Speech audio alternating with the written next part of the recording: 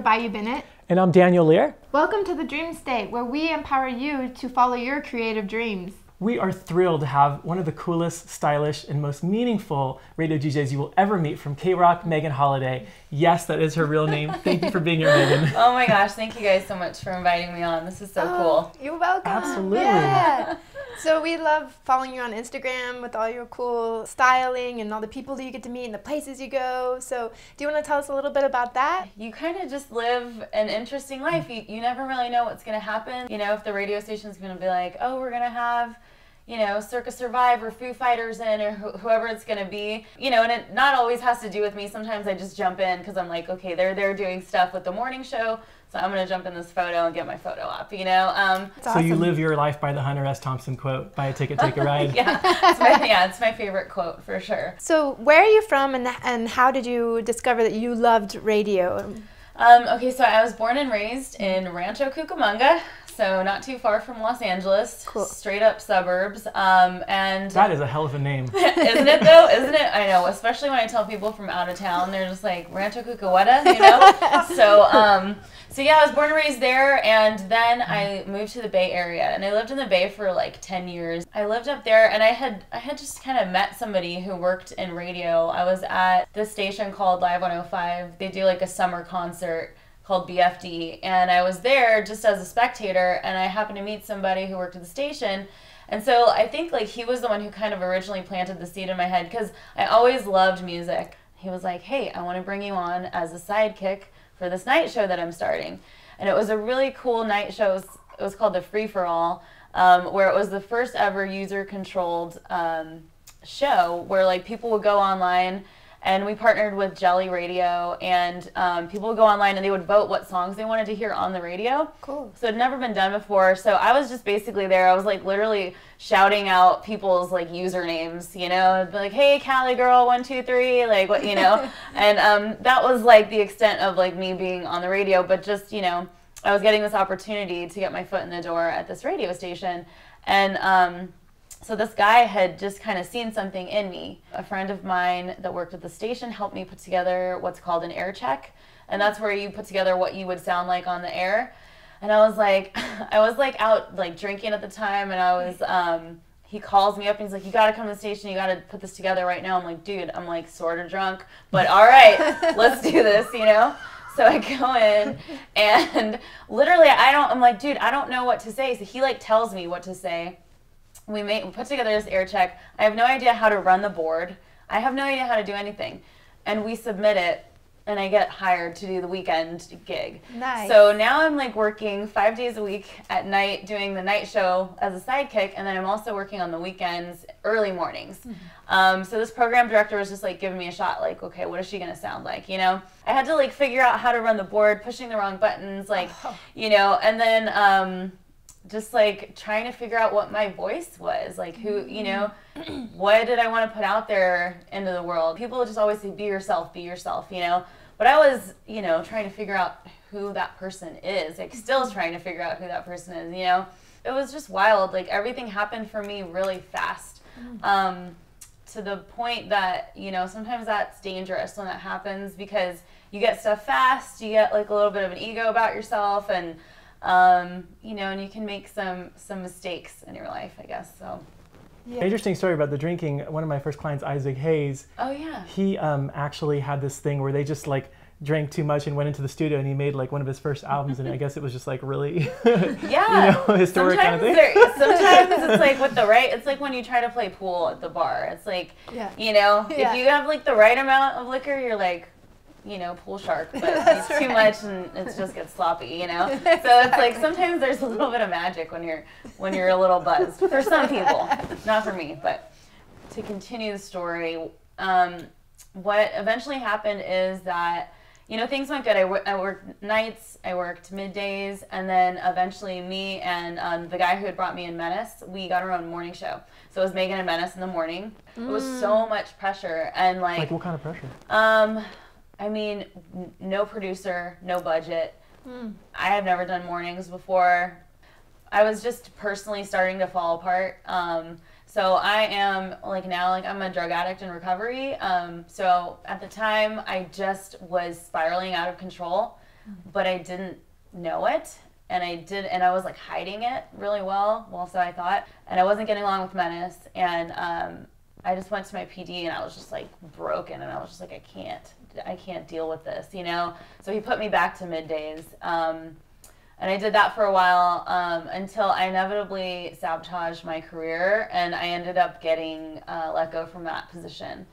And I literally lost like everything, you know? It was just like, I just was like, screw it, you know, I'm just gonna, you know, continue doing drugs and going down this road. And I did that for a couple of years, you know, and I was just like, you know, staying on people's couches, sleeping in the car, staying at hotels, like, cause I lost my, you know, apartment.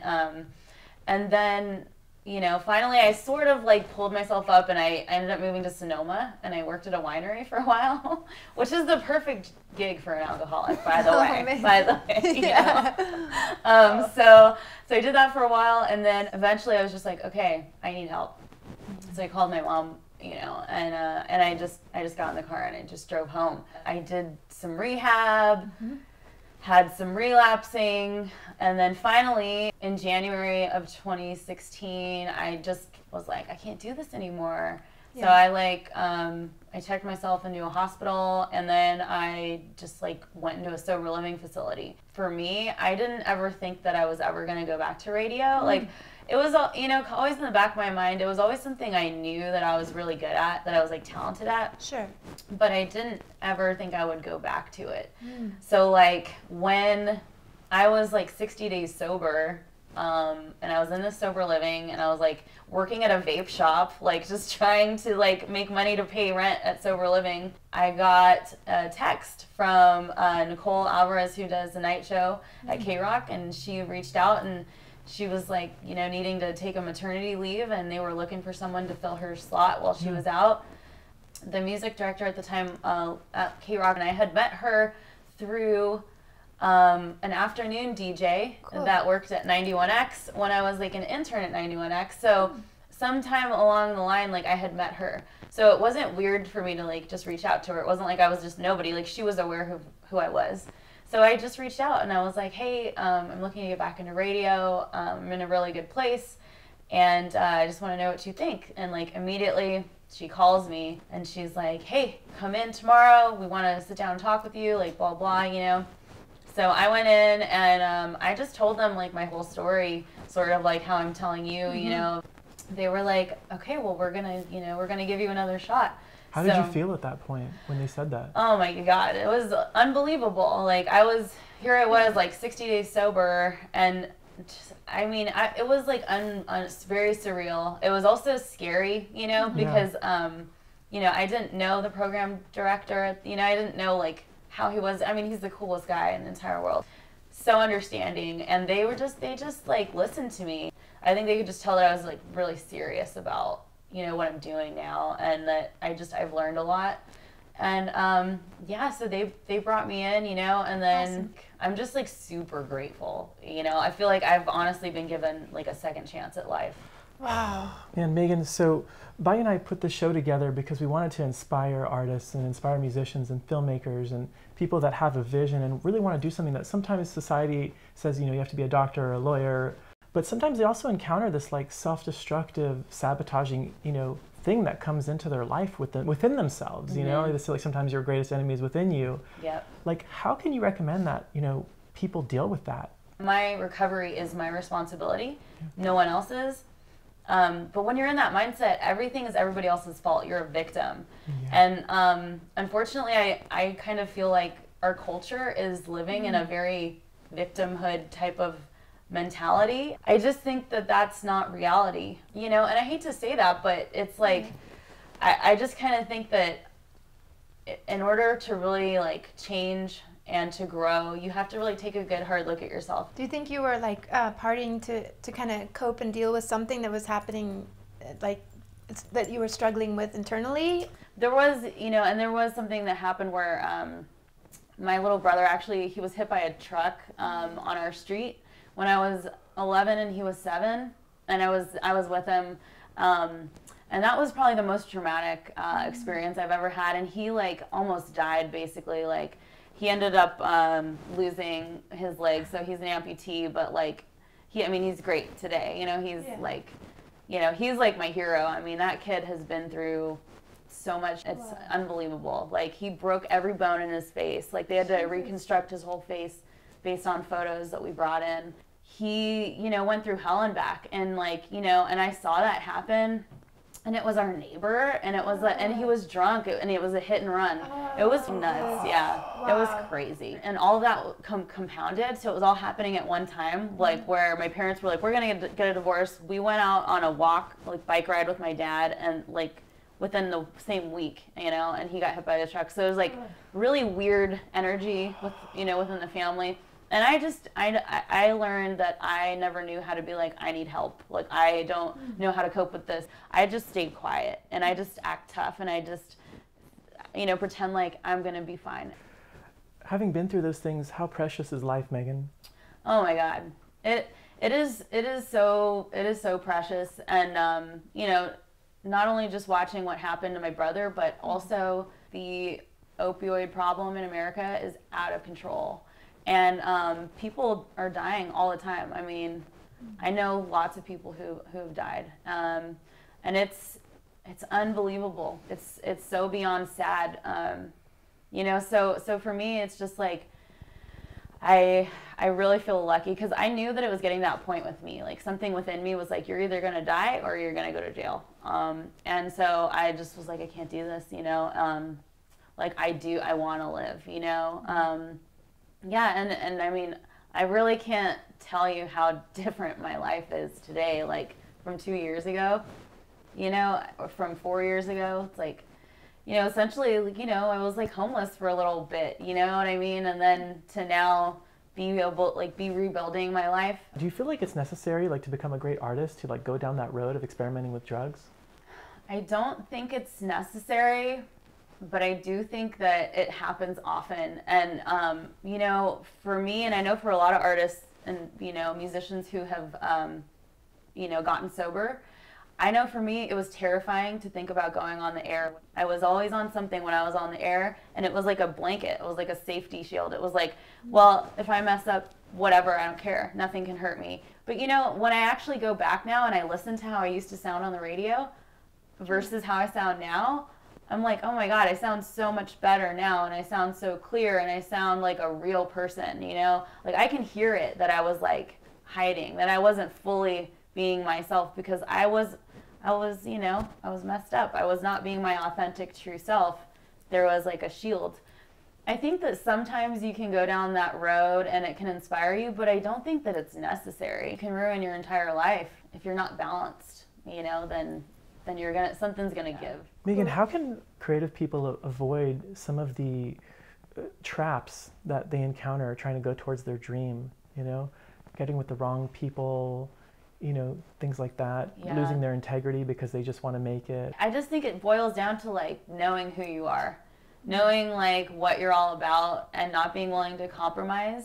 And really it's about balance, you know, because it's okay to have fringe friends that you go and you party with, but like disconnect, you know, go back to your life, you know, don't lose sight of like where you came from, and you know, and like hardships that you've been through, or times when you had, you know, $1 in your bank account, you know. I think people like forget, you know, and what ends up happening is their ego starts running the show. I always feel uplifted and happy whenever I listen to the radio and you're on. Yeah, me too. Thank you. Do you feel that artists have a responsibility to make this world better with their creativity and their imaginations, as opposed to leading us downward with more darkness and more despair and more depression?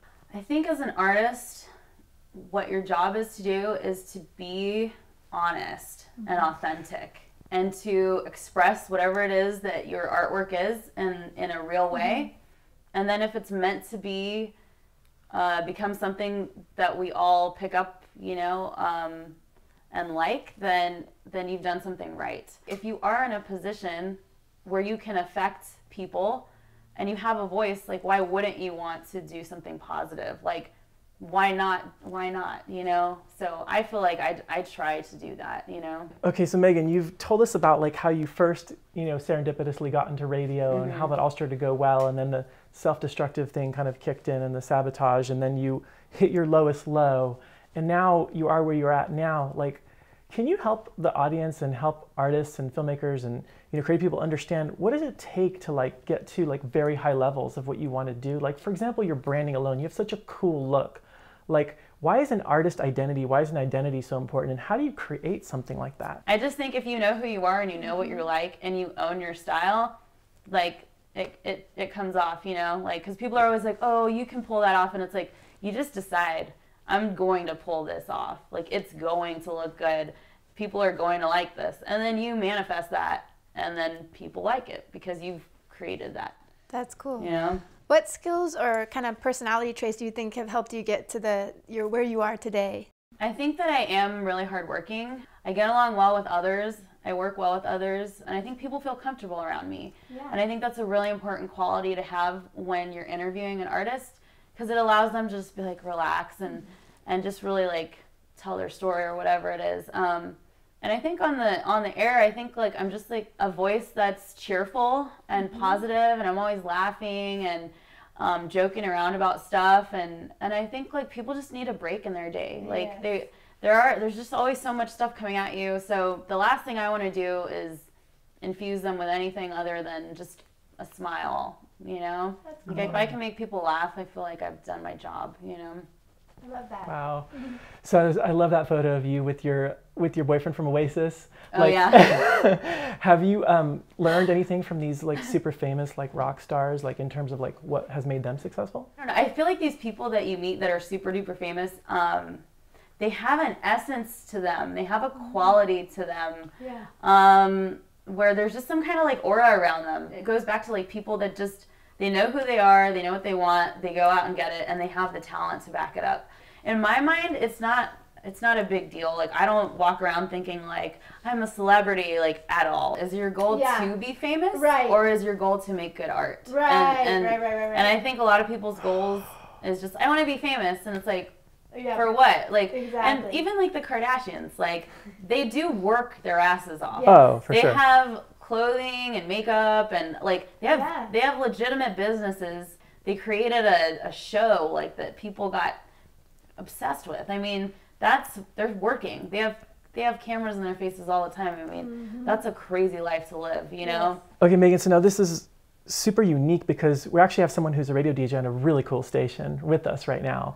So say I'm in a band, right? And I want you to hear my music, or I want KROQ to hear my music. I want to get on the radio. What's it take? Like, you've got to get the program director of a radio station to hear your music. But I hate to say it, but you're better off having like a label pitch it for you, or somebody who is very connected and can get your song heard. Don't have a goal to be on the radio as an artist. Oh.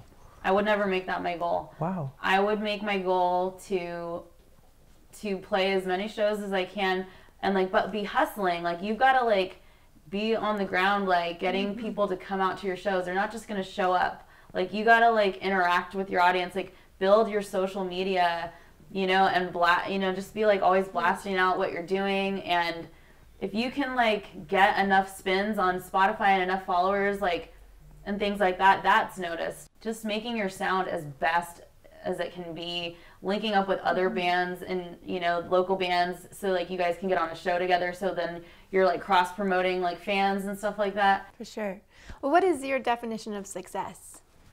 I think success is the feeling of serenity. Just knowing that like you're giving your all to your life. I think like when you have a good relationship with your family and friends, and like nothing beats like when you're just like laughing really hard with somebody that you love.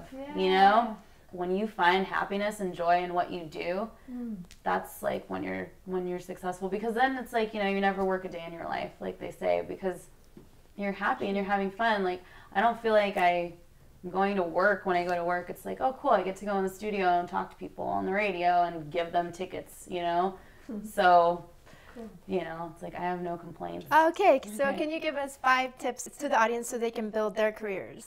Oh my gosh. I know, we should have. You already gave so many gems, but... Yeah. Pinpoint exactly what you want to do. Learn as much as you can about that subject. And it doesn't necessarily mean going to school. Like, talk to people who are in that profession. Yeah. You know, like I recently, I'm like, okay, I want to get into voice acting. So I met with somebody who's a voice actor and had coffee and learned, like, okay, this is what I need to do, like, blah, blah, blah, you know. And most importantly, always remain teachable. If you ever think that you've learned everything, well, then what's left to learn, and what else are you going to contribute to, like, your craft and what you're doing? I think, like, the most successful people are always learning, and they're always learning more, and how can I be better, you know, and how can I do it better next time? So love that. I think I'm going to walk away from this and, you know what success is in a whole new way. And, you know, it's enjoying what you're doing and feeling good about what you're doing, and having that serenity is brilliant. So guys, thank you so much for watching this episode of The Dream State with Megan Holiday. We're your host, Daniel Lear, and Bye, you Bennett. catch you on the next episode, guys.